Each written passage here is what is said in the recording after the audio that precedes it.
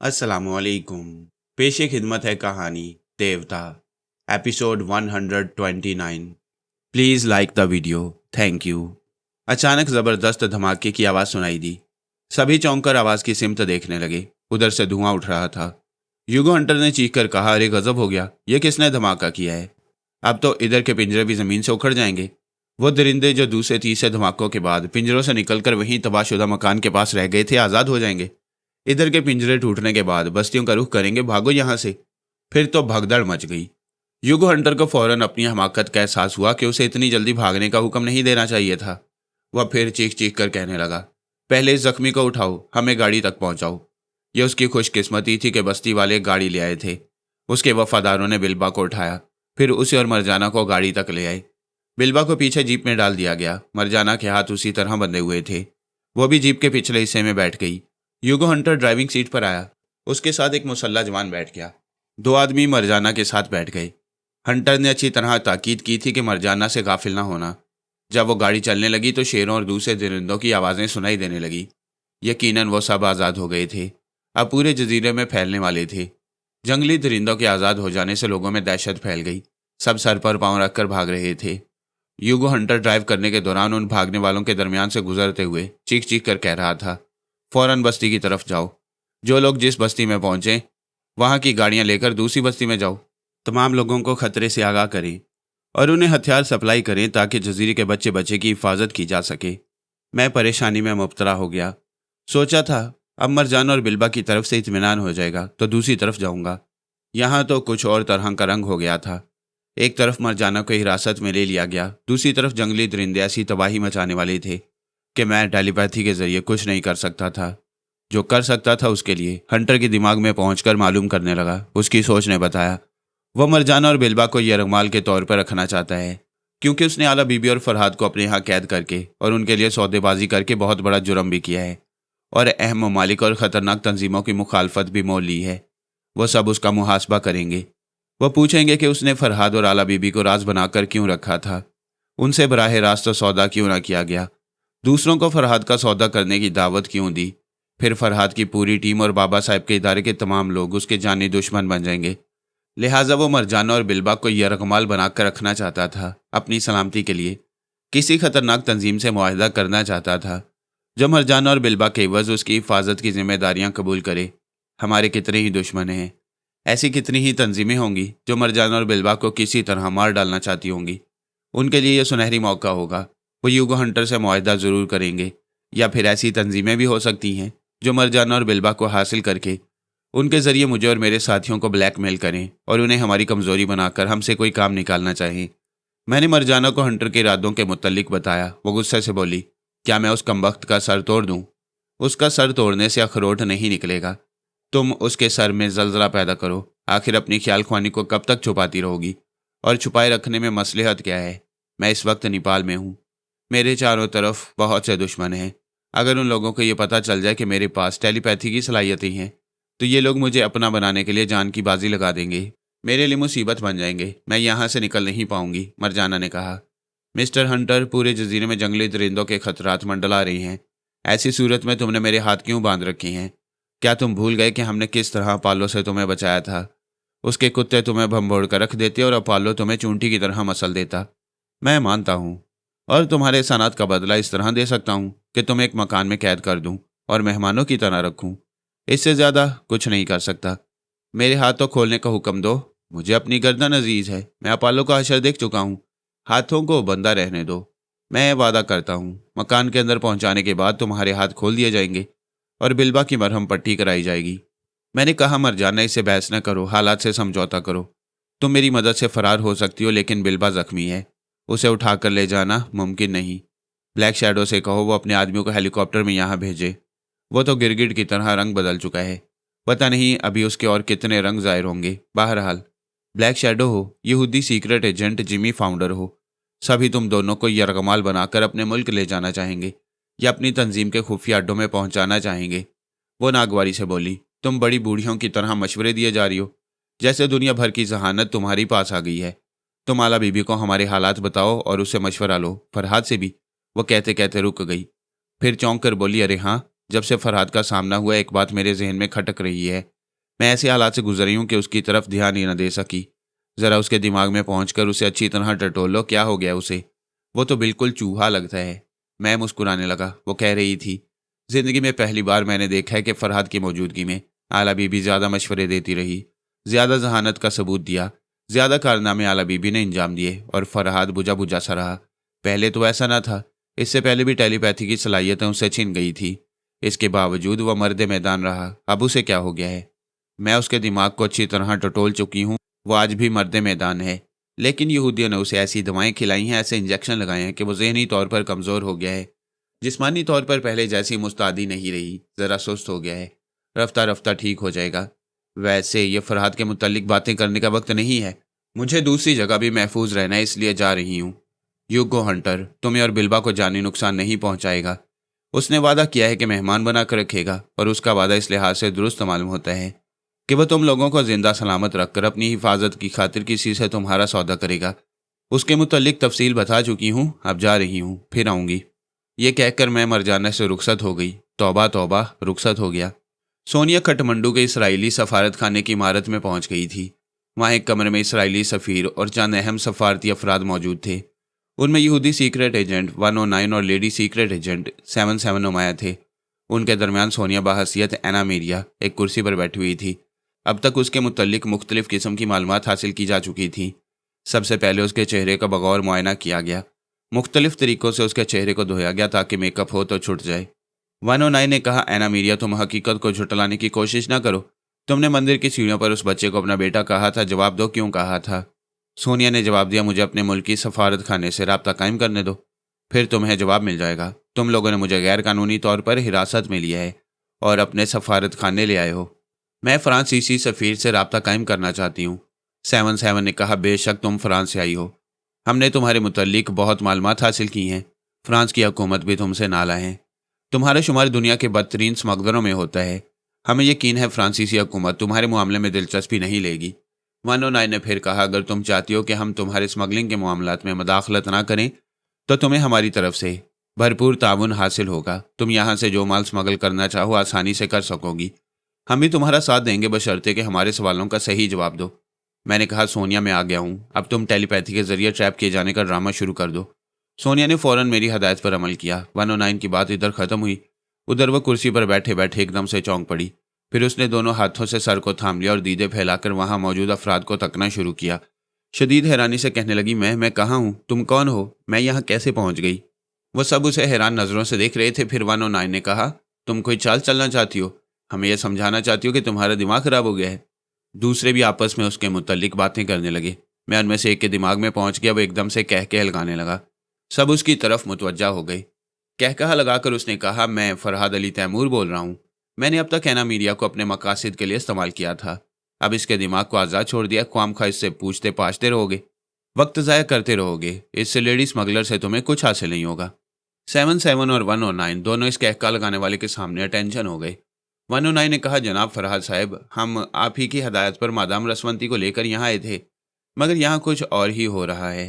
ये सब कुछ मेरी मर्जी से हो रहा है। ज़रा दिमाग पर जोर दो। वो कोहिकाफ की शहजादी एक बीमार बच्चे को लेकर आई है। तुम सबका शुबा दुरुस्त है। वह बीमार बच्चा मेरा बेटा पारस है। मैं चाहता था उसे किसी तरह माँ का दूध मिल जाए। मेरा ये मकसद पूरा हो गया। इसके लिए मुझे एना मीडिया को इस्तेमाल करना पड़ा। कोहिकाफ की शहजादी सबा तक किसी तौर बच्चे की माँ नज़र नहीं आती थी। तुम लोगों को वक्ती तौर पर गुमराह करने के लिए मैंने ऐसा किया। अब रसवंती एक महफूज मुकाम पर है और मेरे बेटे पारस के साथ है। मैं चाहता हूँ तुम इस मामले में अपना हाथ उठा लो। इसमें दिलचस्पी ना लो, मैं तुम्हारे बड़ों से बात करूँगा। सोनिया बड़ी अच्छी एक्टिंग कर रही थी। वो बड़ी हैरानी से उस शख्स को देख रही थी जिसके ज़रिए मैं बोल रहा था। फिर वो अपनी जगह से उठते हुए बोली, क्या वाकई तुम फरहाद अली तैमूर हो? क्या तुमने मुझे ट्रैप किया था? क्या वाकई सुबह से अब तक मेरे दिमाग पर काबिज रहे थे? ओह गॉड, कितनी अजीब सी बात है। क्या तुम एक बार फिर मेरे दिमाग में आकर मुझसे बात कर सकते हो? 109 ने सख्त लहजे में कहा, ना मीडिया, तुम अपनी जगह खामोश बैठी रहो, हमें ज़रूरी बातें करने दो। फिर उसने कहा, फरहाद साहब, आपका हुक्म सर आंखों पर, लेकिन यह मामला हमारे बड़ों के हाथों से निकल चुका है। आप अच्छी तरह जानते हैं कि एक और हुकूमत मादाम रसवंती में दिलचस्पी ले रही है। अगर हमने अपने तौर पर इक़दाम ना किए तो मादाम और आपका बेटा दोनों ही हाथों से निकल जाएंगे। वक्त का सबसे अहम तकाजा यह है कि हम और आप एक दूसरे पर एतमाद करें और एक दूसरे के ताउन से मादाम और पारस को यहाँ से निकाल ले जाएं।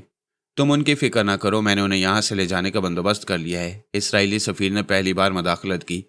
मिस्टर फरहाद अली तैमूर, हम अपनी हुकूमत की तरफ से आयद करदा फ़राइज़ से मजबूर हैं। हमें हर हाल में मादाम रसवंती और पारस की हिफाजत करनी है। जब आपने अपनी हिफाजत में उन्हें रखा है तो प्लीज़ हमें भी वहाँ तक पहुँचा दें। हम आपके दोस्त हैं। आपने हमारे बड़ों के सामने हमारी दोस्ती का इतराफ़ किया है और हमेशा एक दूसरे से ताउन करने का वादा भी किया है। यही एक दूसरे से ताउन करने का सबसे मुनासिब मौका है। मैंने सफ़ीर से कहा, जब ज़रूरत पड़ती है तभी दोस्तों से ताउन हासिल किया जाता है। मैं अपने वादे पर कायम हूँ। जब भी ज़रूरत पड़ेगी मैं आपको ज़हमत दूंगा। फ़िलहाल मुझे आप लोगों की ज़रूरत नहीं।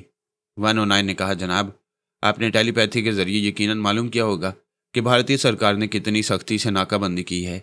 आप टेलीपैथी के ज़रिए सब कुछ कर सकती हैं। मेकअप करके भी उन्हें यहाँ से निकाल ले जाने की कोशिश कर सकती हैं। लेकिन ये बता दूं कि एंटी मेकअप कैमरे हर जगह नस्ब किए गए हैं। इतनी सख्ती की जा रही है कि किसी बच्चे वाली औरत को यहाँ से जाने की इजाज़त नहीं दी जा रही। औरतें खाली गोद जा सकती हैं, बच्चे को किसी गवर्नेंस या नर्स के साथ जाने की भी इजाज़त नहीं दी जा रही। जब नेपाल या भारत की सरहद से बाहर कोई बच्चा जा ही नहीं सकेगा तो आप पारस को किस तरह ले जाएंगे? मैंने कहा। मेरे मुखालिफ हमेशा बहुत ज़्यादा खुशफहमी में मुब्तला रहती हैं। ऐसे ही वक्त में मैं अपना काम कर गुजरता हूँ। मैं साबित कर दूंगा कि रसवंती और मेरा बेटा पारस यहाँ से बखैरियत चले जाएंगे और अब तब में जाने ही वाले हैं।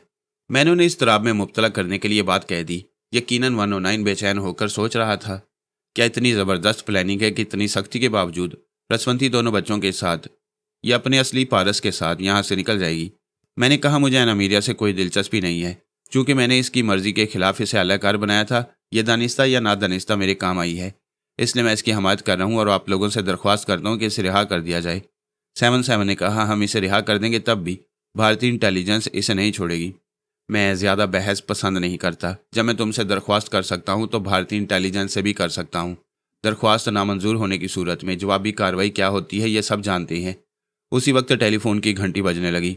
सफ़ीर के सेक्रेटरी ने रिसीवर उठाकर दूसरी तरफ की आवाज़ सुनी। फिर सफ़ीर से कहा, भारतीय इंटेलिजेंस के ऑफिसर रामा राव आपसे बात करना चाहती हैं। सफ़ीर ने रिसीवर को कान से लगाया। मैं उसके दिमाग में पहुंच गया। भारतीय इंटेलिजेंस का ऑफिसर रामा राव, जो सबाता से गुफ्तगू कर चुका था, इसराइली सफ़ीर से पूछ रहा था, क्या यह दुरुस्त है कि फरहाद की टेलीपैथी की सलाहियतें वापस आ गई हैं? चंद घंटे पहले वो हमारे एक आदमी को ज़रिया बनाकर हमसे बातें कर चुका है। हमें यकीन नहीं आ रहा था कि फरहाद हमसे मुखातिब है। इस पर उसने कहा था कि हम इसराइली सफारती हुक्काम से उसकी टेलीपैथी के बारे में तस्दीक कर सकते हैं, लिहाजा मैं आपसे पूछ रहा हूँ।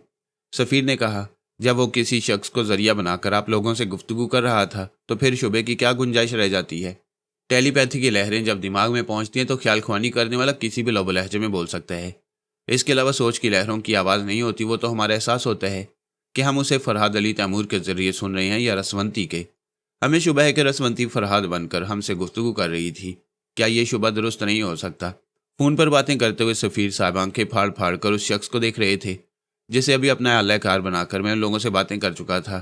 उसने रिसीवर पर कहा, अभी अभी मिस्टर फरहाद ने हमारे एक आदमी को ज़रिया बनाया था। शायद मिस्टर फरहाद हमारे दरमियान मौजूद हैं। मैं अभी मालूम करता हूँ, इसके बाद आपको जवाब दूंगा। फिर उसने मेरे अल्लाहकार शख्स को मुखातिब किया, क्या तुम अपने दिमाग में फरहाद को महसूस कर रहे हो? वह उस बात में सर हिलाकर बोला, जी हाँ जनाब, मैं महसूस कर रहा था जैसे अपने इख्तियार में नहीं हूँ। मेरा दिमाग बिल्कुल बेबस था। जो बातें दिमाग में घुसती आ रही थी वही मैं बोलता जा रहा था। क्या तुमने महसूस किया था कि तुम्हारा लहजा बदल चुका था, आवाज़ बदल चुकी थी? मैं साफ तौर से महसूस कर रहा था। वो लबो लहजा, वो आवाज़ किसी मर्द की थी या औरत की? मैं यकीन से नहीं कह सकता। चूंकि मर्द की हैसियत से बातें की जा रही थी इसलिए फरहाद साहब भी बोल रहे थे। क्या रसवंती फरहाद बनकर नहीं बोल सकती? जनाब, मैं क्या कह सकता हूँ? 109 ने सवाल किया, क्या मिस्टर फरहाद अली तैमूर हमारे दरमियान मौजूद हैं? मैंने फिर उसी शख्स को अलाकार बनाते हुए कहा, मैं मौजूद हूँ। तुम्हारी बातों के अलावा रामा राव की गुफ्तगू भी सुन चुका हूँ। इंटेलिजेंस वाले ज़हीन जासूस होते हैं, ज़रा ज़रा सी बात पर शुबा करते हैं। टेलीपैथी जानने वाला जब मर्द के ज़रिए बोलता है तो मर्दाना आवाज़ी उसके आलाकार के हलक से निकलती है। इसी तरह किसी औरत को ज़रिया बनाकर बोले तो उसकी आवाज़ औरतों जैसे निकलेगी।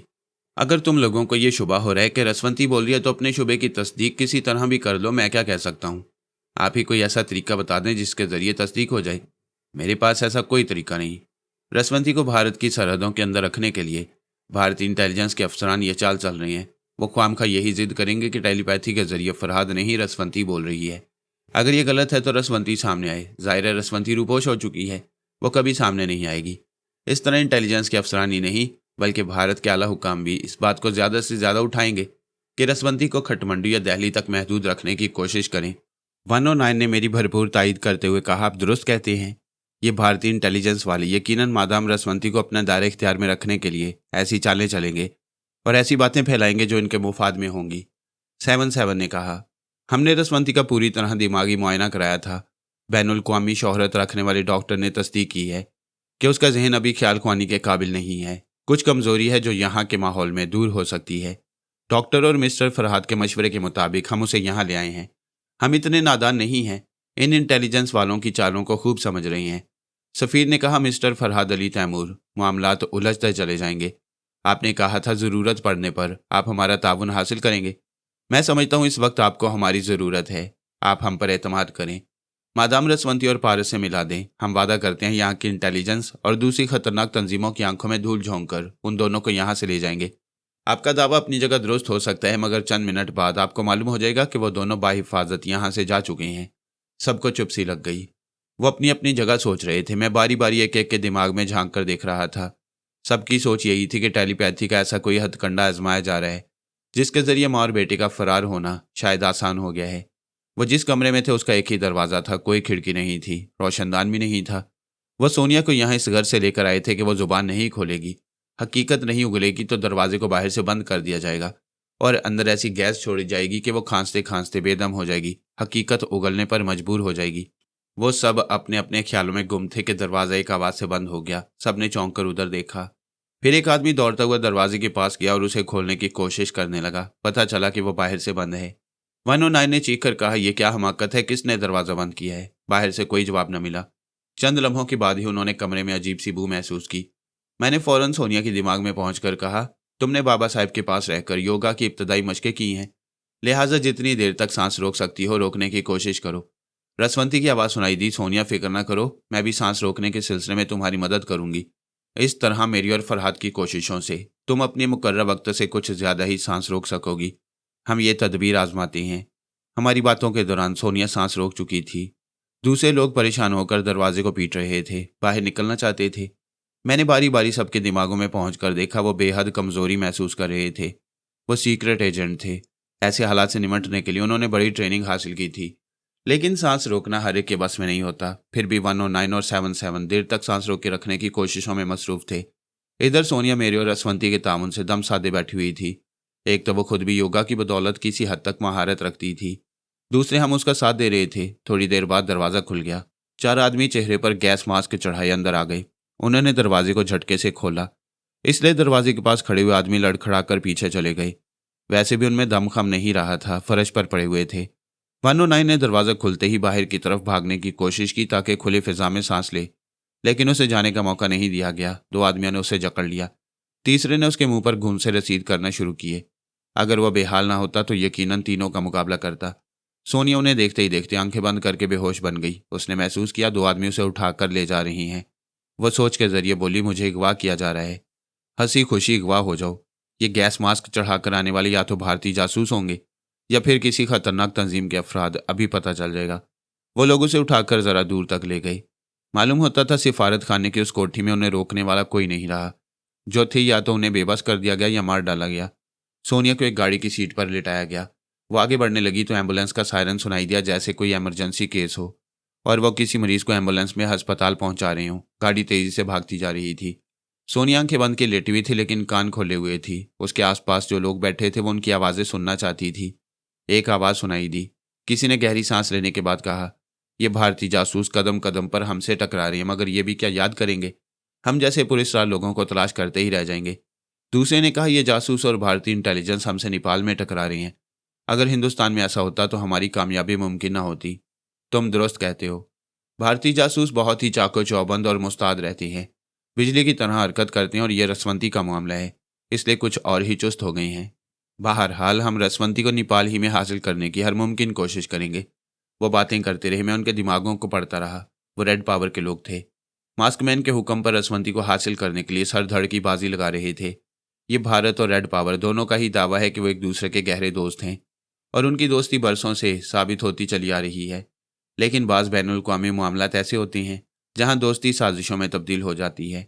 वही रेड पावर जो सुपर मास्टर के खिलाफ भारत की हर तरह से मदद करता था, आज भारत से मुखालफत करके रसवंती को हासिल करने के लिए जारहाना इकदाम कर रहा था। रेड पावर के उन अफराद की सोच बता रही थी कि भारतीय इंटेलिजेंस को उनकी सरगर्मियों का इल्म नहीं। अगर वो पकड़े भी गए तो ये साबित नहीं हो सकेगा कि उनका ताल्लुक रेड पावर से है।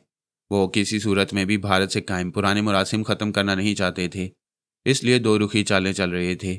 उसी वक्त रसवंती ने घबरा कर कहा, मैं अभी सबाता के पास से आ रही हूँ। वहाँ भी यही कुछ हो रहा है जो सोनिया के साथ हो चुका है।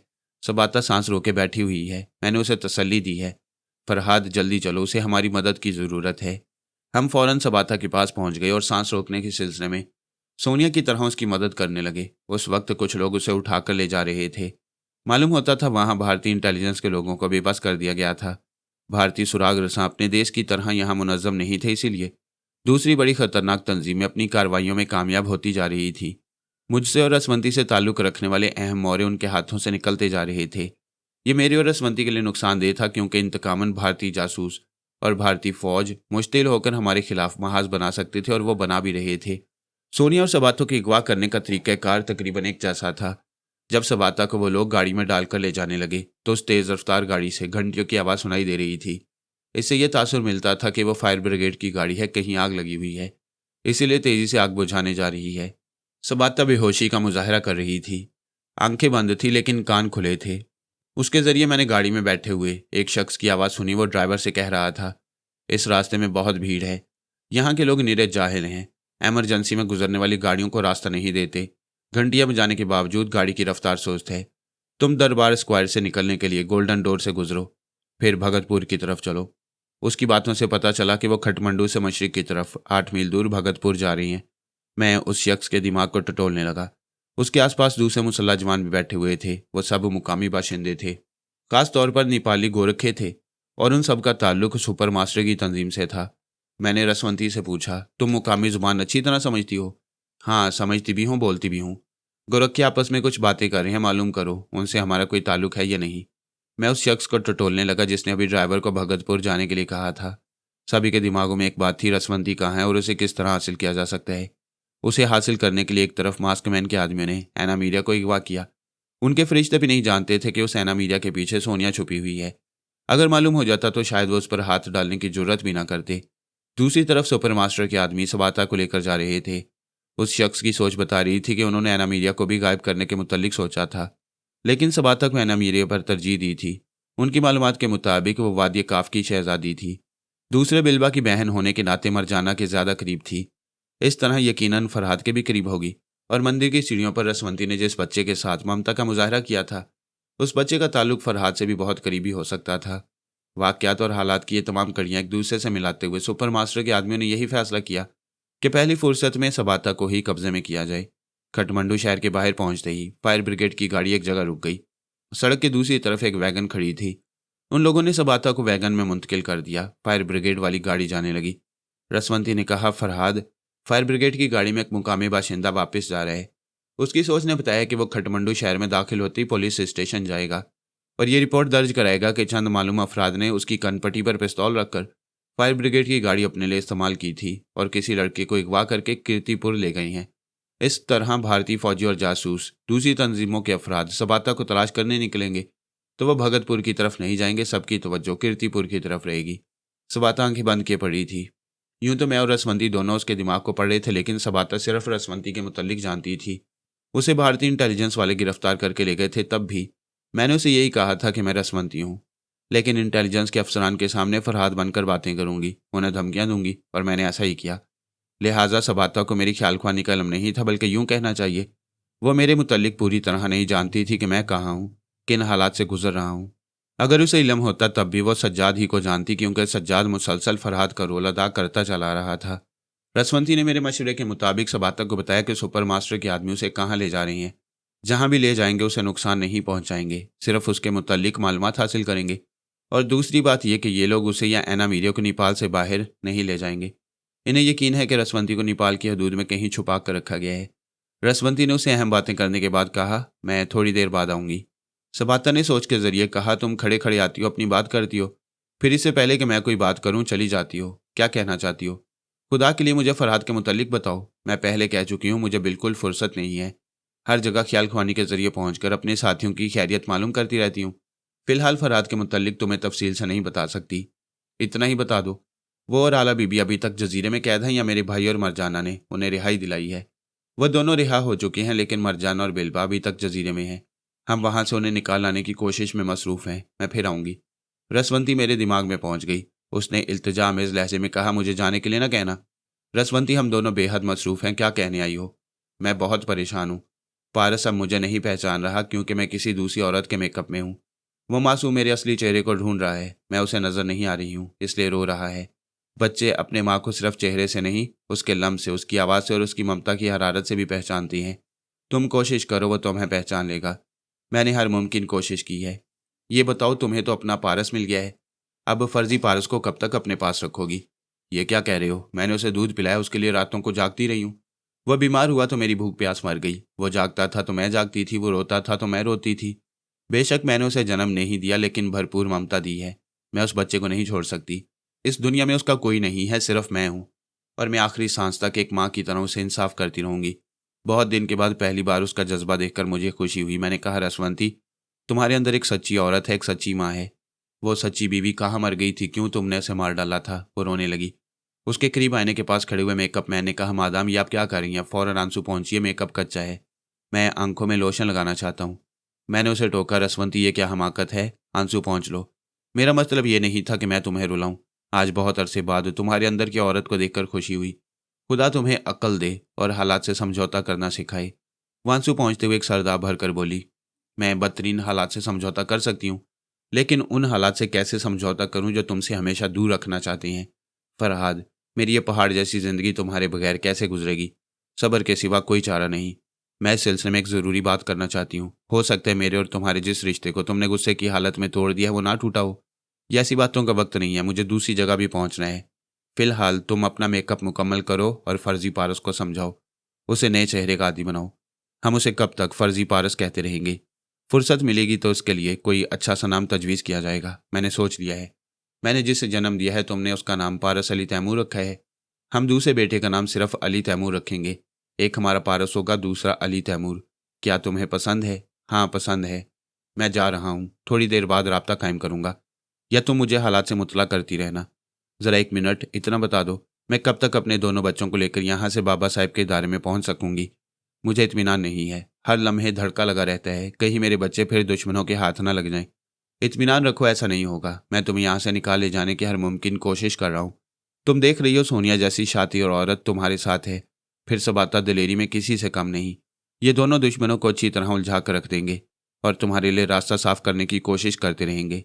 मैं उससे रुखसत होकर सोनिया के दिमाग में चुपके से पहुंचा तो वो भी वही बात सोच रही थी जो मैं रसवंती से कह कर आया था। यानी उसका इरादा था कि वो मौजूदा दुश्मनों की कैद से नहीं निकलेगी, बल्कि रेड पावर के उन आदमियों को उलझाती रहेगी। मैं उससे राब्ता कायम करूंगा तो वह मुझे सबाता को भी यही मशवरा देने के लिए कहेगी। मैंने उसकी सोच पढ़ने के बाद फिर रसवंती से राब्ता कायम किया। तुम सबाता को वही मशवरा दो जो सोनिया सोच रही है। वह सुपर मास्टर के आदमियों की कैद में रहेगी और उन्हें ज़्यादा से ज़्यादा उलझाने की कोशिश करती रहेगी। मैं थोड़ी देर बाद सबाता के पास रसवंती बनकर पहुंचूंगा। तमाम मामला तय करने के बाद मैं थोड़ी देर के लिए दिमागी तौर पर अपनी जगह हाजिर हो गया, यानी मैं बेरौत में था। उस वक्त शाम के 6 बज चुके थे। मैंने बुजुर्ग जलीलुल कदर से वादा किया था कि 6 बजे के बाद मुराकबे से निकलूंगा, नींद भी पूरी कर लूंगा। उसके बाद उन्हें वो ठिकाना बताऊंगा जहां वो छापा मारकर हथियार हासिल कर सकेंगे। मैंने बुजुर्ग को बुलाया, पहले उनसे कह चुका था कि वैसे जवानों की टीम तैयार करें जो बहुत ही चाको चौबंद और हमेशा चौकन्ने रहते हों और आड़े वक्त पर हाजिर दिमागी से काम ले सकते हों।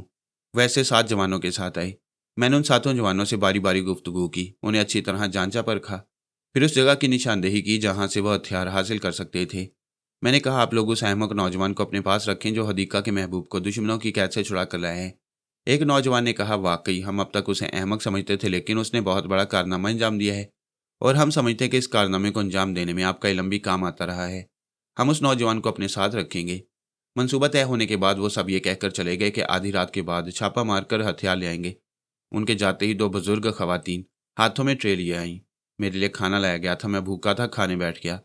खाने के दौरान मैंने बुजुर्ग जलीलुल कदर से कहा, आप उस टैक्सी ड्राइवर को बुलाएं या पैगाम भेज दें कि आज रात 8 या 9 बजे तक यहाँ आ जाए। मैं यहाँ से 2 घंटे के बाद रवाना होऊंगा और क्रिस्टोफर मिकी की जगह लेने की कोशिश करूंगा। बुजुर्ग ने पूछा, अगर तुम कामयाब हो जाओगे तो फिर असली क्रिस्टोफर मिकी कहाँ आ जाएगा? क्या उसे ख़त्म कर दोगे? यही मुनासिब है।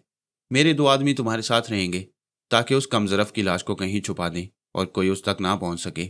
शायद मुझे आपके और 2 नौजवानों की ज़रूरत पेश आए। आप उन्हें भी तैयार रखें। अभी मेरी प्लानिंग के मुताबिक किसी को ना बताएं।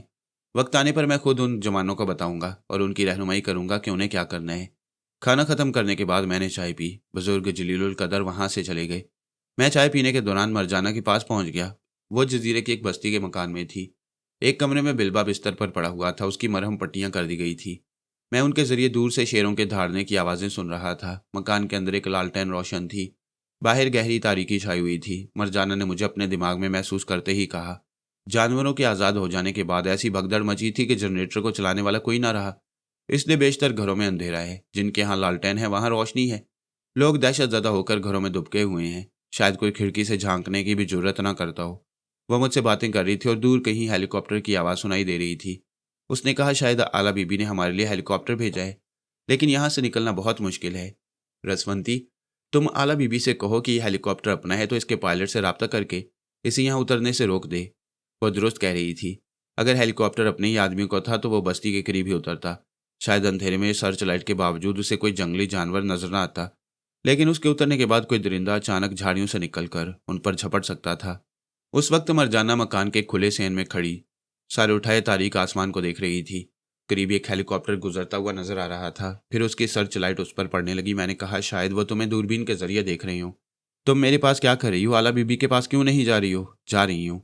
मैं आला बीबी के पास पहुंच गया। उसने मुझे महसूस किया, फिर पूछा, तुम इतनी देर तक कहाँ रहे? कम से कम 1 मिनट के लिए तो आकर वहाँ के हालात बताते। कहाँ क्या हो रहा है हमें कुछ इल्म नहीं। यहाँ तो हम ब्लैक शैडो के मेहमान खास बने हुए हैं। क्या ब्लैक शैडो के आदमी मरजाना और बिलबा को जजीरे से लाने गई हैं? वो अपने आदमियों को अभी जजीरे की तरफ रवाना करने वाला है। ये बात तुम्हें कब मालूम हुई? यही कोई 10 मिनट गुजरे हैं, मैं उससे बातें करके आ रही हूँ। क्या इस बार भी उसका साया बोल रहा था? हाँ, वो बड़ा पुरस्कार सा बना हुआ है। समझ में नहीं आता साया कैसे बोल सकता है। अगर उसका वजूद है तो तुम उसके दिमाग में क्यों नहीं पहुंच सके? अब इस मसले में उलझने की ज़रूरत नहीं। अगर ब्लैक शैडो ने 10 मिनट पहले ये कहा है कि अपने आदमियों को जजीरे की तरफ रवाना करने वाला है, तो अभी मरजाना ने जिस हेलीकॉप्टर को देखा है वो ब्लैक शैडो का नहीं है। वो किसी दूसरे का है। ठहरो, शायद वो जिमी फाउंडर है। मैं अभी आता हूँ। मैं यहूदी सीक्रेट एजेंट जिमी फाउंडर के दिमाग में पहुंच गया। वह हेलीकॉप्टर में बैठा परवाज कर रहा था। दूरबीन लगाए सर्च लाइट की रोशनी में नीचे देख रहा था। परवाज नीची थी इसलिए बस्ती साफ तौर से नजर आ रही थी। बस्ती के तरफ चक्कर काटते हुए उसने एक जगह एक चीते को आज़ादी से घूमते देखा। वो बस्ती के करीब ही था। फिर एक रीछ दिखाई दिया। ये देखने के बाद वो उन पिंजरों की तरफ गया जहां जानवरों को बंद रखा जाता था। उसने देखा कि तमाम पिंजरे जमीन से उखड़ चुके हैं और सारे जानवर आज़ाद हो गए हैं। यकीनन पूरे जजीरे में फैल गए होंगे। ये मंजर देखने के बाद जिमी फाउंडर में इतनी जुर्रत नहीं थी कि वह हेलीकॉप्टर को नीचे उतारता। वो परवाज करता हुआ उस मकान के ऊपर से गुजरा जिसके सेन में मरजाना खड़ी हुई थी।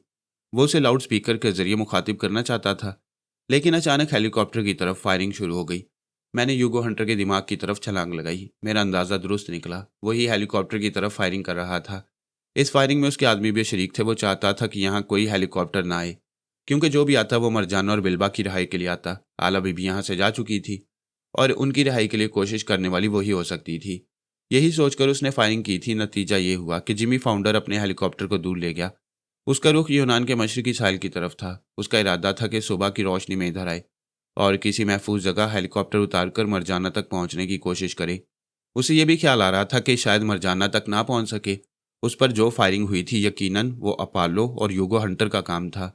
उसे मालूम नहीं था कि अपालो मारा जा चुका है। वह जजीरे से बाहर जाना चाहता था। फिर ख्याल आया क्यों ना देखा जाए कि मरजाना जिस बस्ती में है उससे करीब तरीन बस्ती कौन सी है। दिन के वक्त पहले वहां पड़ाव किया जाएगा। यूगो हंटर और अपालो वगैरह मरजाना वाली बस्ती में है तो दूसरी बस्ती में वो नहीं होंगे और वहां फायरिंग नहीं होगी। आजमा लेने में हर्ज क्या है। वह परवाज करता हुआ एक करीबी बस्ती पर पहुंचा। उसके चारों तरफ चक्कर काटते हुए सर्च लाइट की रोशनी में तायराना नजर डालने लगा। फिर नीची परवाज की। उसे फायरिंग का सामना नहीं करना पड़ा। उसका ख्याल दुरुस्त निकला। अपोलो और यूगो हंटर मरजाना वाली बस्ती में थे, इसलिए वहां से फायरिंग हुई। यहाँ चूंकि कोई हुक्म देने वाला नहीं था इसलिए फायरिंग नहीं हो रही थी। प्रवास के दौरान उसने 2 हेलीकॉप्टर देखे। पहले तो उसे ताज्जुब हुआ कि ये कौन हो सकते हैं। फिर ख्याल आया शायद सुपर मास्टर या मास्कमैन के आदमी हैं। वो उनके मुतालिक ज़्यादा सोचना नहीं चाहता था। जब मुकाबले का वक्त आता तो उनसे निमट लेता। उसकी परेशानी ये थी कि किसी तरह मरजाना से राब्ता कायम हो और वह फरहाद और आला बीबी के मुतालिक मालूमात हासिल करें। तब मैंने उसे मुखातिब किया। वो चौंक कर बोला, फरहाद, मैं आपका इंतज़ार ही करता रह गया, मजबूर होकर मुझे ही आना पड़ा। आप नाराज़ ना हो, मैं ड्यूटी पर हूँ।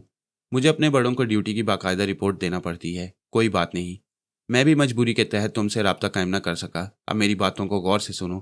फ़ौरन जजीरे से बाहर जाकर अपने अड्डे पर पहुंचो। उसके 1 घंटे बाद फिर इसी जजीरे में वापस आओ। ऐसा क्यों जनाब? 2 हेलीकॉप्टर जो तुमने देखे हैं वो ब्लैक शैडो के हैं। मैं उसके मुतल्लिक तफसील से बाद में बताऊंगा। 1 घंटे बाद तुम दूसरी बस्ती के करीब उतर सकते हो। वहां तुम पर फायरिंग नहीं हुई थी। अपालो मारा जा चुका है, सिर्फ हंटर रह गया है। लेकिन उस जजीरे पर छा जाने के लिए बहुत सोच समझ कर इकदाम करने होंगे। आप जैसा हुक्म देंगे मैं अमल करूंगा। दूसरी बस्ती पर अभी तुमने परवाज की थी, वहां एक पुख्ता मकान है। उस मकान के एक कमरे में बहुत सा असला और गोला बारूद है। यकीनन बस्ती वालों ने अपनी हिफाजत के लिए जंगली जानवरों से बचाव की खातिर सारा असला और गोला बारूद निकाला होगा। तुम किस कदर गोला बारूद और हथियारों का इंतजाम कर सकती हो? आप हुक्म दीजिए, मेरे पास उनकी कमी नहीं होगी। तुम्हारे पास आदमी कितने होंगे? सिर्फ 20 आदमी हैं, लेकिन सब गोरीला फाइटर हैं। वो 20 पूरे जजीरे पर छा जाएंगे। 1 घंटे बाद अपने साथ 10 जवानों को ले जाओ। गोला बारूद का जखीरा काफ़ी होना चाहिए। बस्ती में उतरते ही लाउड स्पीकर के जरिए ऐलान करो कि जंगली जानवरों को काबू में करने के लिए शिकारियों को जजीरे में बुलाया गया है। ये आदमी उन्हें मारने या जिंदा पकड़ने के लिए आए हैं। इस तरह बस्ती वाले मुजाहमत नहीं करेंगे। जब तुम बस्ती के अंदर पहुंच जाओ तो तमाम मुसल्लह अफराद को बारी बारी बुलाकर उन्हें काबू में करो और उनके हथियार छीन कर रख लो ताकि वो तुम्हारे खिलाफ कोई कदम न उठा सकें। मैं आपकी प्लानिंग समझ गया, ऐसा ही करूंगा। इसके बाद तुम मरजाना वाली बस्ती के करीब एक और बस्ती तलाश करो। वहां भी अपने गोरीलों को उतारो। वहां भी यही लाइन ऑफ एक्शन होना चाहिए। मैं सुबह से पहले इन दोनों बस्तियों पर कब्जा कर लूंगा। सुबह होते ही तुम मरजाना वाली बस्ती को चारों तरफ से घेरने की कोशिश करोगे। चूंकि तुम्हारे पास गोरीले फाइटर होंगे और हथियार ज़रूरत से ज़्यादा होंगे, इसलिए जंगली जानवरों का खतरा नहीं होगा। तुम बासानी मरजाना वाली बस्ती को चारों तरफ से घेर कर यूको हंटर को बेबस कर सकते हो। इसके अलावा मैं टेलीपैथी के जरिए उसे बेदस्तोपा बना दूंगा। आपके ताउन से काम निहायत आसान हो जाएगा। मैं 1 घंटा पहले आपके हुक्म के मुताबिक कार्रवाई करूंगा। वैसे आप जजीरे में कहाँ हैं? मैं जजीरे से निकल चुका हूँ। ब्लैक शैडो ने मुझे और आला बीबी को कैद कर रखा है। ये आप क्या कह रहे हैं जनाब? जो कह रहा हूँ उसे गौर से सुनो। मैं उसे ब्लैक शैडो के मुतल्लिक मुख्तसर तौर पर बताने लगा। मैं खुद ब्लैक शैडो के मुतल्लिक पूरी तफसीलात नहीं जानता था। वो इतना हैरत अंगेज किरदार था कि उसके मुतल्लिक सुनने के बाद जिमी फाउंडर ने कहा, जनाब आप कह रहे हैं इसलिए यकीन कर रहा हूँ, वरना ये मानने वाली बात नहीं है कि साया हो लेकिन उसका वजूद ना हो और आप उसके दिमाग में ना पहुंच सकती हो। तुम इस बात से अंदाज़ा लगाओ कि उसके दिमाग में ना पहुंचने की वजह से उसके आगे बेबस हूँ और आला बीबी के साथ यहाँ कैद किया गया हूँ। वैसे वो हमें मुअज़्ज़ज़ मेहमान की तरह रखे हुए है। हर तरह की आज़ादी दी जाती है। वो समझता है मेरी ख्याल ख्वानी की सलाहियतें नहीं रही हैं, इसलिए मुतमईन है। मेरे अतराफ़ ज़्यादा पहरा नहीं है। इसके बावजूद तुम खुश फहमी में मुब्तला ना रहना। जब यूगो हंटर को बेबस कर दिया जाए और जजीरे पर तुम्हारा कब्जा हो जाए, उसके बाद तुम ब्लैक शैडो की तरफ रुख करना। जनाब हम तो आपके लिए आए हैं। मेरा फ़र्ज़ है कि सबसे पहले मैं आपकी रिहाई का इंतज़ाम करूं। रह गई जजीरे वाली बात, तो मेरे असिस्टेंट मुझसे कुछ काम नहीं, अच्छा खासा तजुर्बा रखते हैं। मैं आपको यकीन दिलाता हूँ सुबह होने तक वो जजीरे की 2 बस्तियों पर काबिज हो जाएंगे। यूगो हंटर की बस्ती का मुहासरा भी कर लेंगे। उसे आपके ताउन से बेबस कर दिया जाएगा। प्लीज़ आप मुझे इजाज़त दें कि मैं ब्लैक शैडो की तरफ रुख करूं। 15 मिनट इंतज़ार करो, मैं अभी आता हूँ। ये देख लूँ कि ब्लैक शैडो के जो 2 हेलीकॉप्टर जजीरे पर परवाज कर रही हैं वो किस नतीजे पर पहुंच रही हैं। मैं आला बीबी के पास पहुंच गया। वो एक ट्रांसमीटर के सामने खड़ी हुई थी। ब्लैक शैडो का एक खास मातिहर ट्रांसमीटर ऑपरेट कर रहा था। उन हेलीकॉप्टर वालों से राब्ता कायम किए हुए था जो जजीरे पर परवाज कर रहे थे। उनकी रिपोर्ट के मुताबिक जजीरा बिल्कुल वीरान पड़ा था। तारीकी में सर्च लाइट के जरिए खूंखार दरिंदे नजर आ रहे थे और वो दरिंदे पिंजरों से आज़ाद हो गए थे। ट्रांसमीटर पर बात करने वाले ने हुक्म दिया, वापस आ जाओ। वहाँ रात को हेलीकॉप्टर उतारना मुनासिब नहीं। सुबह होते ही दोबारा परवाज करना। उसने ट्रांसमीटर को ऑफ किया। एक मुसल्लह शख्स ने कमरे के अंदर आकर कहा, जनाब फरहाद साहब, हमारा ब्लैक शैडो आज का बेताज बादशाह और कल का ताजदार है। उसकी आवाज़ दुनिया के एक सिरे से दूसरे सिरे तक पहुंचती है और उस आवाज़ को सुनते ही लोग दौड़े चले जाते हैं। करीबी ममालिक यानी इटली, फ्रांस, स्पेन और तुर्की के दिमागी अमराज के माहिरीन, बैनुल-अक़वामी शोहरत रखने वाले डॉक्टर यहाँ पहुँच गए हैं। ब्लैक शैडो ने आपसे दरख्वास्त की है कि अपना मुआयना कराने के लिए मेरे साथ तशरीफ़ ले चलें। सज्जाद ने सवालिया नज़रों से आला बीबी को देखा। मैंने कहा, इसे जाने दो, तुम भी साथ जाओ। जब आला बीबी ने उसके साथ चलने पर रजामंदी जाहिर की तो आने वाले शख्स ने कहा, मादाम इतनी रात हो चुकी है, अब आप आराम फरमाएं। हम फराज साहब को भी मुआयने के बाद जल्द ही बाहिफाजत यहीं पहुंचा देंगे। अगर मैं चलूँ तो क्या एतराज़ है? एतराज़ कोई नहीं है। आप तो जानती हैं डॉक्टर तन्हाई में अलग कमरे में मुआयना करती हैं, आप वहाँ रह नहीं सकती। अगर कमरे के बाहर इंतज़ार करना चाहती हैं तो आपकी मर्जी है, चलिए। वो सज्जाद के साथ उस शख्स के पीछे चलते हुए बोली, फरहाद किसी तरह ब्लैक शैडो तक पहुंचना होगा। मैं अपनी बर्दाश्त की आखिरी हद तक अपने तौर पर इकदाम नहीं करती। फिर टेलीपैथी का सहारा है तो मुझे फिक्र करने की ज़रूरत भी क्या है? तुम देख चुकी हो कि ब्लैक शैडो के सिलसिले में टेलीपैथी काम नहीं आ रही। कमबख्त जाने कैसा हथकंडा इस्तेमाल कर रहा है। वैसे तुम और सज्जाद जहाँ मेहमान बने हुए हो, वहाँ का मोहल्ले को अच्छी तरह बताओ, तुमने आसपास क्या देखा है? मैं यहूदी सीक्रेट एजेंट जिमी फाउंडर को भेजने वाला हूँ। वो आकर अपने तौर पर हंगामे करेगा, तुम और सज्जाद उससे लाताल्लुक रहना। वो मुझे बताने लगी। जब उसे और सज्जाद को ब्लैक शैडो के सामने उस कोठी में लाया गया तो उसने आसपास क्या देखा था। वह मुझसे बातें करते हुए कोठी के एक दूर उफ्तादा कमरे में पहुंची। वहां उसे रोक दिया गया। सिर्फ सज्जाद को दो नौजवान अंदर ले गए। आला बीबी के लिए एक आरामदेह कुर्सी मंगवाई गई। वो बैठ गई। मैं वहां के हालात मालूम करने के लिए जिमी फाउंडर के पास पहुंच गया। पहले मैंने जिमी को मुखातिब नहीं किया, चुपचाप उसकी सोच पढ़ने लगा। वो मेरे मुतल्लिक ज़रा शुबे में मुब्तला था। सोच रहा था मिस्टर फरहाद शायद हमसे बदजन है। अगर जजीरे से बाहर निकल ही गए थे तो मुझे मुतला क्यों नहीं किया, जबकि मुझे इंतज़ार करने के लिए कहा था। ब्लैक शैडो के चुंगल में फंसने के बाद इतला दे रही हैं। क्या हम ऐसे हालात में फरहाद पर भरोसा कर सकती हैं? मुझे अपने बड़ों से राब्ता कायम करके उन्हें सूरत हाल से आगाह करना चाहिए। मैंने कहा, जिमी, तुम अपने मुल्क के वफादार सीक्रेट एजेंट हो, तुम ऐसा सोच सकते हो, मेरी तरफ से तुम्हें ऐसा करने की इजाज़त है। वह एकदम से गड़बड़ा गया। जल्दी से बोला, जनाब, मेरा मतलब हरगिज़ ये नहीं था कि मैं आप पर शुबा कर रहा हूँ। मैं तो आपका खादिम हूँ। तुम जुबान से खाकसारी जाहिर न करो। मैं दिमाग की बातें सुनता हूँ और समझता हूँ। मैं भी तुम्हारे बड़ों से राब्ता कायम करने वाला हूँ। ज़रा यहाँ से फुर्सत मिल जाए तो उनसे बात करूँगा। वैसे तुम नोट कर लो, मैं उस कोठी की निशानदेही कर रहा हूँ जहाँ मुझे और आला बीबी को रखा गया है। इस वक्त मुझे चंद डॉक्टरों के सामने लाया गया है। वो मेरा दिमागी मुआयना करेंगे। ब्लैक शैडो की कोशिश है कि किसी तरह मेरी टेलीपैथी की सलाहियतें वापस आ जाएं। जिमी फाउंडर ने हैरानी से पूछा, क्या उसे आपकी तरफ से अंदेशा नहीं है कि टेलीपैथी की सलाहियतें हासिल होते ही आप उसे ट्रैप करेंगे? मैं तुम्हें बता चुका हूँ, मेरी टेलीपैथी की लहरें उसके दिमाग तक नहीं पहुँच सकती। फिर उसे किस बात का अंदेशा या खतरा होगा? मैंने जिमी फाउंडर को उसकी कोठी का पता बताया, अच्छी तरह वहाँ की निशानदेही की। फिर सज्जाद के पास पहुंचकर देखने लगा। वो चंद डॉक्टरों के दरमियान एक बेड पर लेटा हुआ था। वहाँ 4 डॉक्टर थे। वो अपने अपने तौर पर सज्जाद से सवालात कर रहे थे। मैंने उन डॉक्टरों के दिमागों में झांक कर देखा और मुतमईन हो गया। ब्लैक शैडो ने सज्जाद को उनके दरमियान किसी साजिश के तहत नहीं पहुंचाया था। उसका दिल साफ था। मैं आला बीबी के पास आया। वहाँ ब्लैक शैडो का मातियत खास करीब ही एक कुर्सी पर बैठा आला बीबी से कह रहा था, मादाम, हमारे पास ब्लैक शैडो का पैगाम है कि आप उनके एक अहम सवाल का जवाब दें। सवाल क्या है? आप चंद दिन पहले फरहाद साहब के साथ इसराइल से हेलीकॉप्टर में सवार होकर निकली थी। फिर आप जजीरा यूनाइसिस कैसे पहुंच गईं? हालात ने पहुंचा दिया। ये जवाब नहीं है। इस सवाल से कई सवाल पैदा होते हैं। मसलन ये कि जिस हेलीकॉप्टर में आप वहां तक पहुंची थी वो हेलीकॉप्टर कहाँ गायब हो गया? उसका पायलट और वो मुहाफिज जो आपके साथ थे वो कहाँ नाबूद हो गए? ये इसराइली हुकूमत का मामला है। हमने जवाब दे दिया है और वो हमारी तरफ से मुतमईन है। हम भी मुतमईन होना चाहती हैं। क्या आप ब्लैक शैडो से दोस्ती के नाते उन्हें मुतमईन नहीं करेंगी? आला बीबी ने वही जवाब दिया जो हमने यहूदियों को दिया था। यानी वो हेलीकॉप्टर जजीरा क्रेट में उतरा था। जो मुहाफिज जो उनके साथ थे, आला बीबी को देखकर उनकी नीयत खराब हो गई थी। वो आपस में लड़ पड़े थे और लड़ाई के नतीजे में उन्होंने एक दूसरे को हलाक कर दिया। आला बीबी और सज्जाद वहां से भागकर एक गार के अंदर चले गए। फिर उस गार से होते हुए पहाड़ी के दूसरी तरफ पहुंच गए। वहां बुर्दा फरोशों के चुंगल में फंस गए। दूसरी तरफ पायलट ने उन्हें तलाश करने के लिए हेलीकॉप्टर में परवाज की। उन्होंने हेलीकॉप्टर को फिजा में परवाज करते देखा था। फिर वो नज़रों से ओझल हो गया। उसके मुतल्लिक कहा नहीं जा सकता कि वो कहाँ चला गया। अगर वो अपने मुल्क वापस नहीं गया है तो उसे किसी ने यकीनन तबाह कर दिया होगा। मैं आपका जवाब ब्लैक शैडो तक पहुंचा दूंगा। आला बीबी ने सोच के जरिए पूछा, फरहाद, क्या तुम इस शख्स के जरिए ब्लैक शैडो तक नहीं पहुंच सकते? मैं इसके दिमाग को टटोल रहा हूँ। ये बराह रास्त ब्लैक शैडो के सामने नहीं जाता है। एक ट्रांसमीटर के जरिए गुफ्तगू होती है। ये टेलीफोन पर गुफ्तगू करता है या नहीं? इसका दिमाग सिर्फ ट्रांसमीटर के मुतल्लिक बता रहा है। क्या वाकई सज्जाद का मुआयना हो रहा है? वहाँ 4 डॉक्टर हैं। वो बहुत तवज्जो से उसका मुआयना कर रहे हैं। इस सिलसिले में सज्जाद से मुख्तलिफ सवालात कर रहे हैं। मैं उनकी तरफ से मुतमईन हूँ। आला बीबी और सज्जाद के सिलसिले में ज़्यादा तशवीश नहीं थी। यूं भी जिमी फाउंडर वहां पहुंचने वाला था। जजीरे में जो कुछ हो रहा था वह जिमी फाउंडर और उसके मातहतों की जिम्मेदारियां थीं। इसलिए मैं सोनिया के पास पहुंच गया। मैं उससे ऐसे हालात में रुखसत हुआ था जब वो अगवा की जा रही थी। उसने जानबूझकर बेहोशी का मुजाहरा किया था। फिर जब उसने ज़रूरत महसूस की तो आहिस्ता आहिस्ता यूं आंखें खोल दी जैसे होश में आ रही हो। उसने खुद को एक वीरान और तारीक मंदिर में पाया। सामने ही एक ताक में दिया जल रहा था। वो उठकर बैठ गई। दिए की रोशनी दूर तक नहीं जा रही थी। इतना पता चल गया कि वो कोई पुराना मंदिर या मंदिर का तहखाना है। वो चारों तरफ देख रही थी। जरा फासले पर तारीकी से एक मर्दाना आवाज़ उभरी, रसवंती कहाँ है? उसने चौंक कर आवाज़ की सिमत देखा। कुछ नजर न आया। फिर वही आवाज़ उभरी, हमें देखना जरूरी नहीं है, हमारे सवाल का जवाब दो। रसवंती कहाँ है? मैं किसी रसवंती को नहीं जानती।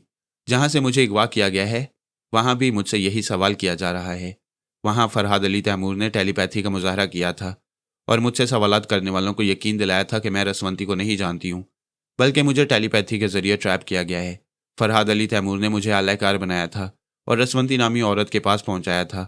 मैंने वहाँ क्या किया और तमाम दिन क्या करती रही, मुझे खुद इसका इल्म नहीं है। जब फरहाद अली तैमूर ने मेरे दिमाग को आज़ाद छोड़ा तब मुझे पता चला कि मेरे साथ क्या हो रहा है। उसकी बातों का जवाब नहीं मिला। चंद लम्हों तक गहरी खामोशी छाई रही। फिर किसी ने जरा हिचकिचाते हुए, कदरे सहमे हुए अंदाज में पूछा, क्या तुम सच कह रही हो? क्या फरहाद अली तैमूर ने टेलीपैथी का मुजाहरा किया है? मुझे झूठ बोलकर क्या फ़ायदा होगा? अगर फरहाद अली तैमूर को मुझसे हमदर्दी है, उसने मुझे आलाकार बनाया है, तो वो यहाँ भी आकर मेरी बातों की तस्दीक करेगा। सोनिया सर उठाकर मुझे आवाज़ देने लगी। कभी इधर देखती थी, कभी उधर तारीकी में पुकारती थी, फरहाद, मिस्टर फरहाद, फरहाद अली तैमूर तुम कहाँ हो? प्लीज़ मेरे पास आओ। तुमने अपनी टेलीपैथी के जरिए मुझे किस मुसीबत में मुब्तला कर दिया है? उसकी बात खत्म होते ही अचानक उस शख्स की चीख सुनाई दी जो सोनिया से सवालात कर रहा था।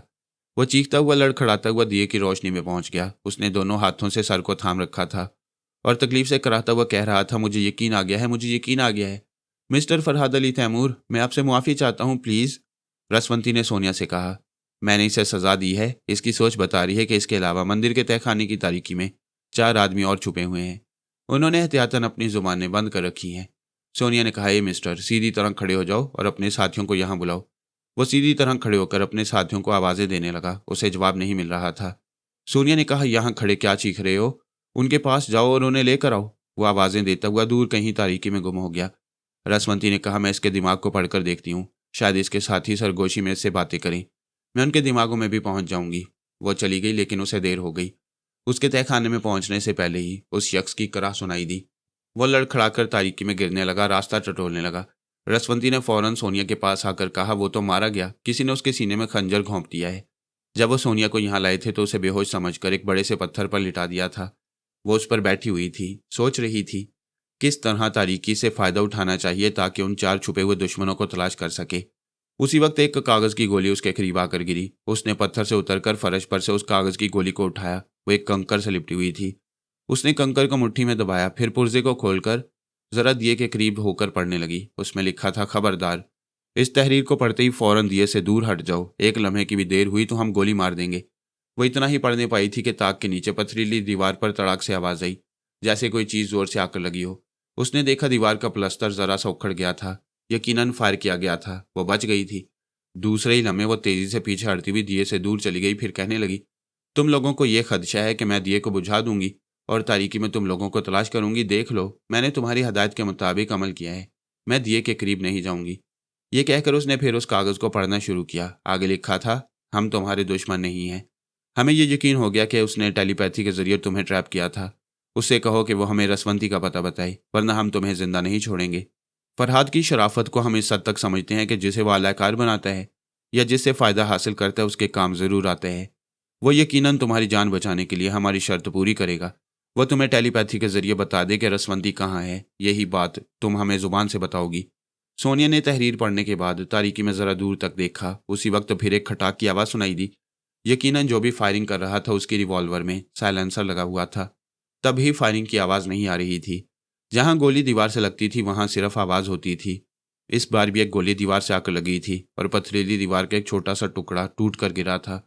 ये खामोश धमकी थी, फौरन टेलीपैथी के जरिए रसवंती का पता मालूम करो और जवाब दो। सोनिया के एक हाथ में कागज़ का पुर्जा था और दूसरे हाथ में वो पत्थर था जिस पर कागज़ लिपटा हुआ था। वो आहिस्ता आहिस्ता अपनी हथेली पर उस पत्थर को तोल रही थी। फिर उसने अचानक बैठे हुए पत्थर को दिए की तरफ दे मारा। निशाना सही बैठा, दिया बुझ गया। घुप तारीकी छा गई। ऐसा अक्सर होता है, दुश्मन सोच भी नहीं सकते कि सोनिया की बरवक्त जहानत क्या गुल खिलाने वाली है, और गुल खिल जाता है। दुश्मन देखते रह जाते हैं। वो पत्थर पर कागज़ लपेटने वाले सोच भी नहीं सकते थे कि जो पत्थर फेंका जा रहा है उसी से वो फ़ायदा उठाएगी। गहरी तारीकी और गहरे सन्नाटे में ठक ठक की कई आवाज़ें उभरी। यकीनन कई साइलेंसर लगे हुए रिवॉल्वर इस्तेमाल हो रहे थे। फायरिंग की जा रही थी और वो अंधाधुंध फायरिंग थी। सोनिया जहाँ भी होती किसी न किसी गोली की जद में आ जाती, लेकिन वो वहाँ कहाँ थी। दिया जलते रहने के दौरान 2 बार फायरिंग हुई थी। 2 बार सोनिया ने सिमतों का अंदाज़ा किया था।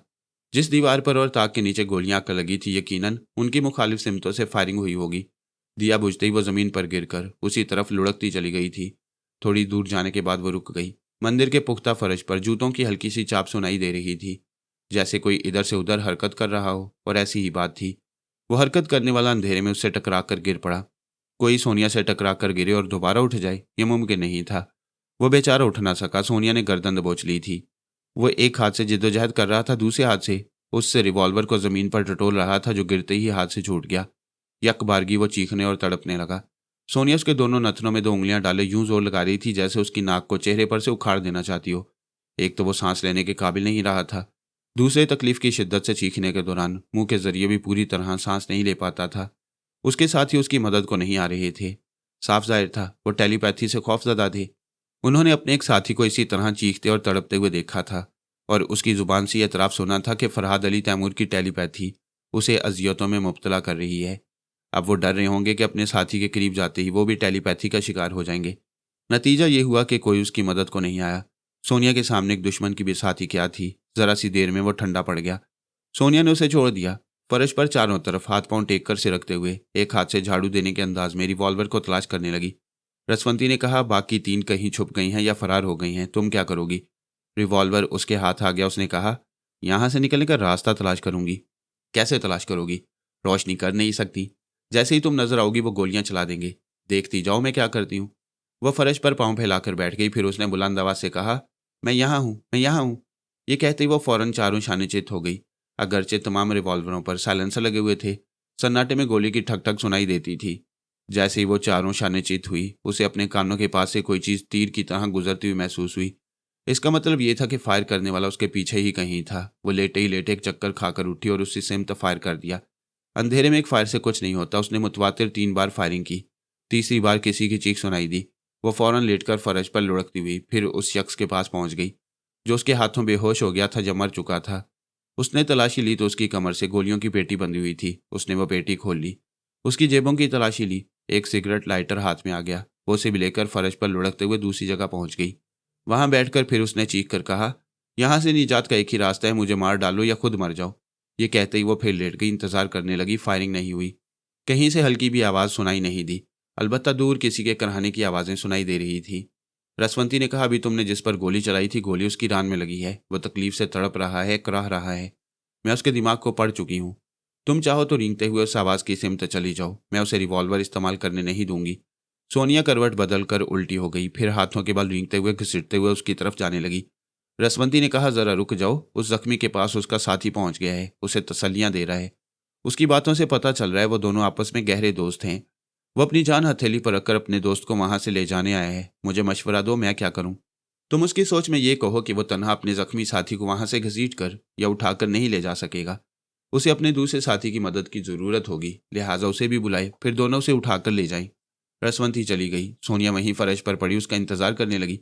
तकरीबन 5 मिनट के बाद रसवंती आई। उसने कहा, उसने अपने साथी को बड़ी मुश्किल से राजी किया है। अब वो दोनों रेंगते हुए उस जख्मी की तरफ पहुंच रही हैं। तुमने उन दोनों को सरगोशी में बातें करते सुना होगा। हाँ, अब मैं उन तीनों के दिमागों को अपनी गिरफ्त में ले सकती हूँ। फिर तो मसला हल हो चुका था। रसवंती ने सोनिया के मशवरे के मुताबिक पहले एक के दिमाग में पहुंचकर उसे कहका लगवाया। वो हंसते हुए कहने लगा, मैं फरहाद अली तैमूर हूँ और तुम सबको वार्निंग दे रहा हूँ, अगर अपनी खैरियत चाहते हो तो हथियार फेंक दो। उसकी बात खत्म होते ही दूसरे ने कहका लगाते हुए कहा, हरगिज नहीं, फरहाद अली तैमूर मैं हूँ, मैं भी फरहाद की जुबान से बोल रहा हूँ।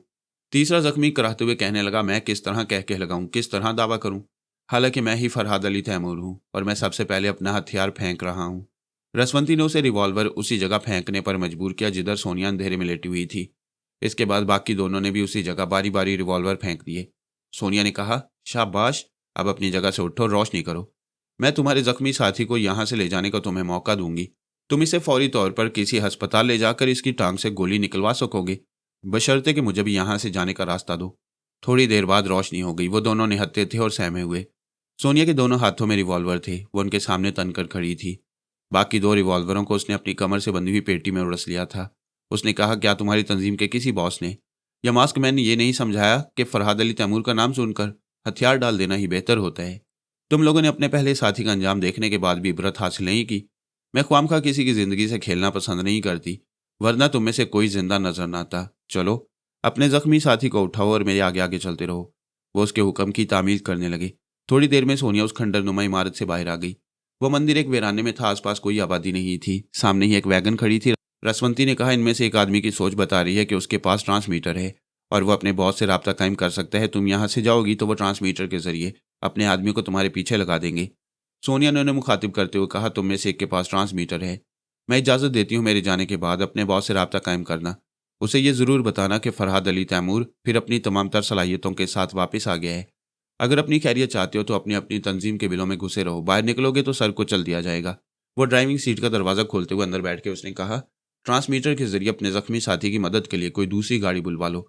उसने एक झटके से दरवाजे को बंद किया, गाड़ी स्टार्ट की, फिर ड्राइव करते हुए जेम्स मैकले के खुफिया अड्डे की तरफ जाने लगी। उसने कहा, रसवंती थोड़ी देर तक इन कमबख्तों के पास रहो, वो ट्रांसमीटर के जरिए जो गुफ्तगू करें मुझे बताती रहो। 1 मिनट के बाद ही रसवंती ने आकर कहा, वो दूसरी गाड़ी मंगवा रही हैं और अपने बॉस को फरहाद अली तैमूर की टेलीपैथी के मुतल्लिक बता रही हैं। मैं अब उनके बॉस के दिमाग में भी पहुंच सकती हूँ। बॉस के लबो लहजे को अच्छी तरह ज़हन नशीन कर लो, अभी उसके पास जाने की ज़रूरत नहीं। फ़ौरन सबाता के पास पहुंचो, देखो वो किस हाल में है। रसवंती सबाता के पास पहुंची। मैं उसी वक्त सोनिया के दिमाग में आया जब मैंने उसके दिमाग से तमाम मालूमात हासिल की और ये इत्मीनान हो गया कि वो जेम्स मैकले के खुफिया अड्डे की तरफ जा रही है, तो मैं भी सबाता के पास पहुंच गया। हमारी गैर मौजूदगी में सबाता पर जो गुजरी खूब गुजरी। सुपर मास्टर के आदमी जो उसे पकड़ कर ले गए थे, ये जानते थे कि किसी न किसी तरह फरहाद से सबाता का ताल्लुक है, लिहाजा वो उसे कोई नुकसान नहीं पहुंचा सकते थे। सुपर मास्टर की तरफ से सख्त ताकीद की गई थी कि सहूलत से रसवंती का पता उगलवाया जाए। वो उसे एक कार में ले आए थे, वहां उसे तरह तरह की धमकियां दी थी और वह मुस्कुराती रही थी। इस बात पर एक शख्स को ताव आ गया, उसने आगे बढ़कर उसे सजा देने के लिए उसकी पिटाई करना चाहिए। नतीजा ये हुआ कि बेचारा खुद बुरी तरह पिट गया।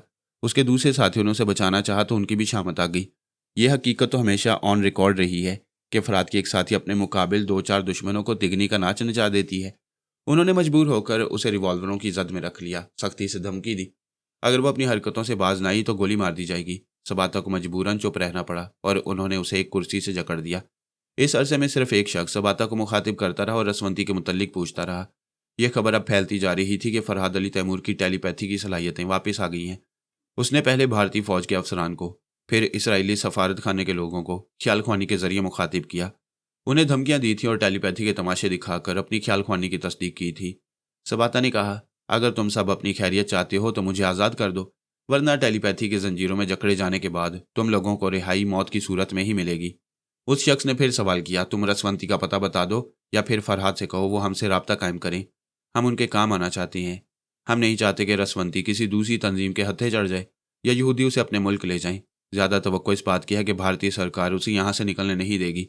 हम उसे निकाल कर ले जाएंगे। हम फरहाद साहब के काम आना चाहते हैं, रसवंती साहिबा की मदद करना चाहते हैं, उन्हें उनके बेटे पारस के साथ बाहिफाजत नेपाल और हिंदुस्तान की सरहद से पार ले जाना चाहती हैं। सबाता ने कहा, तुम सब बकवास कर रहे हो, मैं रसवंती के मुतल्लिक कुछ नहीं जानती। अलबत्ता फरहाद ने भारतीय फौज के अफसरान को मेरे आगे बेबस कर दिया था। अगर वो मौजूद नहीं है तो थोड़ी देर बाद आ जाएगा और उसके बाद तुम लोगों का जो हशर होगा वो अनकरीब सामने ही आने वाला है। उस शख्स ने झुंझला कर कहा, यह सीधी तरह नहीं मानेगी। मैं अपनी जान हथेली पर रखकर अपनी आवाज़ सुना रहा हूँ। अगर फरहाद साहब होंगे तो ज़्यादा से ज़्यादा मुझे मार डालेंगे। मैं मौत से नहीं डरता, इसीलिए सुपर मास्टर ने मेरा इंतखाब किया है। मैं तुम्हें हुक्म देता हूँ, इसके दोनों हाथों को रस्सियों से बांधकर उस ऊंची चट्टान से लटका दो और नीचे टब में खोलता हुआ पानी रखो। उस खोलते हुए पानी में इसके पांव पिंडलियों तक डूबे रहें। पानी के टब के नीचे आग रोशन रहेगी, जिससे पानी का दर्जा हरारत बढ़ता रहेगा। हम देखेंगे इसकी कुव्वत बर्दाश्त कितनी है। वैसे जितनी भी हो, पहले इसके पैरों की खाल निकलेगी, फिर उस गर्म खोलते हुए पानी में गोश्त गलेगा, फिर हड्डियां भी गलने लगेंगी। उसके साथियों ने उसके हुक्म की फौरी तामील नहीं की। उनमें से एक ट्रांसमीटर लेकर गार से बाहर चला गया। नेपाल में उनका जो मास्टर था उससे राब्ता कायम करने गया होगा। थोड़ी देर बाद वह वापस आ गया। फिर उसने एक इशारे से अपने साथियों को बताया कि जो सज़ा सबाता के लिए तजवीज़ की गई है उस पर अमल किया जाए। उसके दोनों हाथों को बांधकर चट्टान की बुलंदी से लटकाने के लिए ज़रूरी था कि पहले उसे कुर्सी से आज़ाद किया जाता। उन्होंने यही किया। जब वो कुर्सी से आज़ाद की गई तो बराए नाम रस्सियों से बंधी हुई थी। उन्हें यकीन था कि वो रिवॉल्वरों की जद में रहकर कोई हरकत नहीं कर सकेगी, लेकिन उनकी खुशफहमी दूसरे ही लम्हे पछतावे में बदल गई।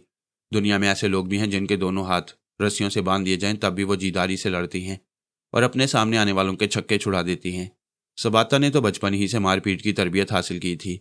उसे कुर्सी से आज़ाद करने वालों ने पहले तो उसके दोनों हाथ एहतियातन बांध दिए थे, फिर उसे रस्सी से आज़ाद किया था। यही ख्याल था कि हाथ बंधे होंगे तो वो बेबस रहेगी, लेकिन उसने आज़ाद होते ही अपने सामने वाले शख्स के मुंह पर बंधे हुए हाथों की एक शदीद ज़रब लगाई। वो यकबारगी लड़खड़ाता हुआ पीछे खड़े हुए 2 साथियों की तरफ झुका। उन्होंने उसे संभाला। तीसरे साथी पर कुर्सी आकर गिरी। चौथे ने सबाता के कदमों की तरफ फायर किया ताकि वो सहम कर एक जगह खड़ी हो जाए, लेकिन फायरिंग के साथ ही वो फिजा में उछली और उसकी एक फ्लाइंग किक फायर करने वाले के सीने पर पड़ी। वैसे एक रिवॉल्वर वाले के सीने पर लात पड़ी थी। दूसरे रिवॉल्वर वाले फायर कर सकते थे, लेकिन सबाता किस लम्हे किस जगह होती है ये अंदाजा करना दुश्वार था। वो बिजली की तरह लपक रही थी। ख्याल था कि फ्लाइंग किक मारते ही फिजा में कलाबाजी नहीं खा सकेगी, जमीन पर गिर पड़ेगी, लेकिन वो सबाता को नहीं जानते थे। उन्होंने उसे तेज रफ्तार घोड़े की पीठ पर कलाबाजियां खाते और तरह तरह के करतब दिखाते हुए नहीं देखा था। अगर देख लेते तो उनके होश उड़ जाते। अब भी होश उड़ रहे थे। एक शख्स के हाथ से रिवॉल्वर उड़कर फिजा में गया, फिर नीचे आने से पहले ही सबाता के बंधे हुए हाथों में पहुंच गया। तड़ तड़ तड़ की अंधाधुंध फायरिंग हुई। उसने भी जानबूझकर कदमों की तरफ फायरिंग की थी ताकि वो सब दहशतज़दा होकर मुंतशिर हो जाएं या पनाह लेने के लिए मुख्तलिफ चट्टानों की तरफ भाग जाएं। जंग के दौरान लड़ने वाले का जहन जितना हाजिर होता है उतना ही फतह करीब होती जाती है। सबाता ने जो सोचा था, जैसी प्लानिंग से उसने फायरिंग की थी, वैसा ही हुआ। सब इधर उधर भागते हुए मुख्तलिफ चट्टानों की तरफ गई। वो जवाबी फायरिंग करके उसे जख्मी कर सकते थे, लेकिन सुपर मास्टर की तरफ से ताकीद की गई थी कि उसे नुकसान न पहुंचाया जाए, अलबत्ता मजबूरी की हालत में किसी हद तक जख्मी किया जाए ताकि वो जद्दोजहद के काबिल न रहे। यूं वो उसे जख्मी कर सकते थे, लेकिन सबाता ने इसका मौका नहीं दिया। अचानक उसके हाथ में रिवॉल्वर आया और आते ही फायरिंग हुई तो सब बौखला गए। वो सोच भी नहीं सकते थे कि ये लड़की गजब की फुर्तीली होगी।